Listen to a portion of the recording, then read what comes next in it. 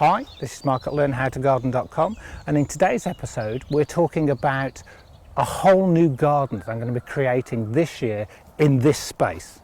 This space is a horse paddock which abuts my allotment. If we just sort of pan over here behind this eucalypt, you can probably see my polytunnel in the background, and the allotment where we do a lot of our allotment filming is just the other side of that row of willows.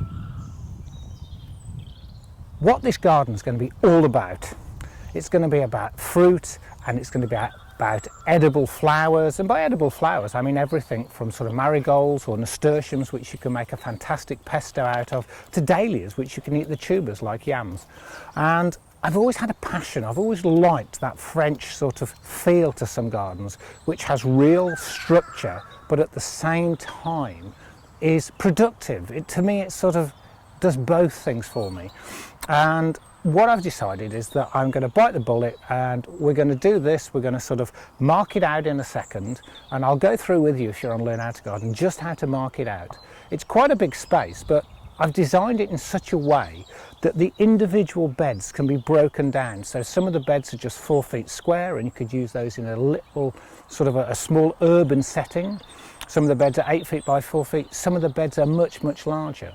And when we sort of work through, we'll try and get different feels, and I'll try and incorporate different methods of growing and different methods of pruning, so that you can see that even the smallest garden can benefit from fruit trees which can be productive. If you've only got room for a tree in your garden, why shouldn't it be a tree that gives you wonderful sort of structure and bark, but also fruit, like a quince for instance, which looks so exotic. If you're starting on a project like this, you only need a few simple tools. The most important is some string and a tape measure. Now the garden we're going to build, although I have on here a rough plan, if I can open it up, it really doesn't sort of show you a lot. This is the sort of thing you get from, you know, designers with all sorts of things squiggled on it. So I think the easiest thing is if we actually set it out now. So what I'm going to do is literally walk you through the steps of setting out a formal garden, and it really is quite simple. You need to remember a couple of rules. You're much better to have it at least twice as deep as it is wide. It just gives you much more perspective if you can achieve that. If you've got a square plot, then obviously you'll be dealing with a square. We're going to have a focal point, not a focal point. The reason I said focal is because we're going to have a focal point of a small raised pond in the middle.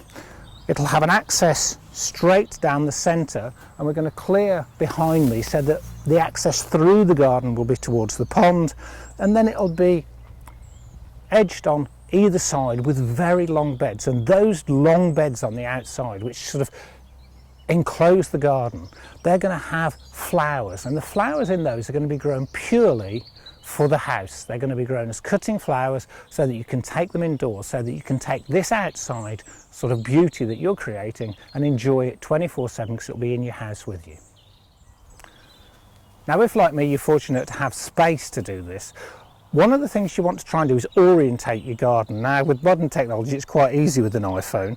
I've popped the compass on this and it's telling me that south is right over the back of these trees, which is great for me. So our garden is going to run north-south, and the first thing I'm going to do is establish one edge, and to do that all I really need is a couple of bamboo canes,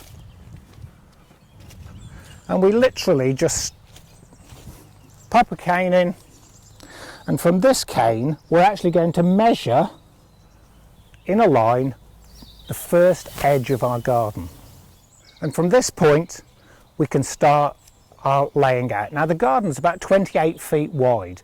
That gives me 4 feet beds and 4 footpaths, and I've done that deliberately. Again, it makes ease of access and it's quite a good balance, and it's about 62 feet long, so it's slightly more than twice as long. And what I'll now do is measure 62 feet from this point down here and join them with a piece of string. We've put our first line in, and everything that comes from the garden, the entire design works off this line, and it's important that we get it fairly square, obviously.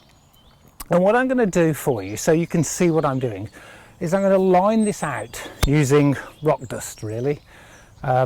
It's a granite based sand. I mean, we're actually going to do a post on rock dust because it's talked about an awful lot for adding minerals into organic gardens. And the one tool that I have that is very useful is an old setting out square from building, and it really is just like your big protractor from school, and we literally put it against that one line, and then our line across the bottom here will go across. And as I've said, we're going to have 4 foot bed, path, 4 foot bed, path, 4 foot bed, path, 4 foot bed. So we're going to have 5 beds with 4 paths between them and a water feature in the middle. So what I'll do now is, as I say, we're going to sort of just literally do the outside using rock dust. This is really important. You need your centre. And what we're going to do first of all is just get the triangle.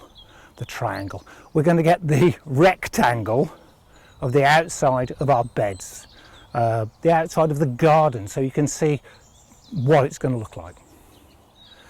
So our set square gives us our 90-degree angle.